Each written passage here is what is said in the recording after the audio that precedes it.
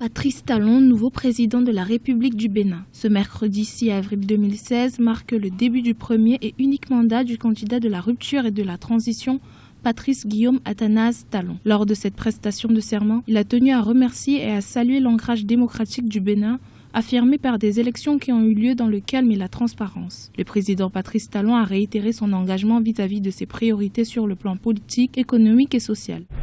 En cet instant solennel, où j'accède aux fonctions de président de la République, je voudrais tout d'abord exprimer mes profonds sentiments de fierté en raison de ce que notre pays a réussi à organiser dans un climat apaisé, un scrutin présidentiel dont la communauté internationale et notre peuple saluent la régularité et la transparence.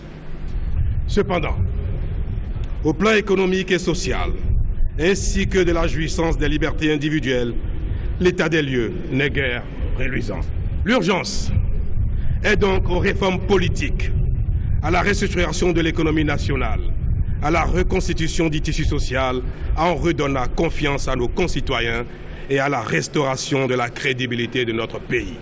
Le chef de l'État béninois prône en effet la mise en place d'un système basé sur la méritocratie. De son discours d'investiture, il a également fait part de ses objectifs concernant les secteurs de la santé, l'agriculture, l'éducation et du tourisme. Il compte par ailleurs se pencher sur la question du terrorisme qui devient un véritable fléau pour le continent africain. Deux autres défis majeurs de notre temps sont constitués par le terrorisme et la criminalité transfrontalière. J'y ferai face avec courage et détermination, en comptant sur la coopération sous-régionale et le soutien de la communauté internationale. Dès lors, nos forces de défense nationale ainsi que les services de renseignement devront être désormais engagés en appui aux forces de sécurité publique pour assurer la protection des populations de nos villes et campagnes.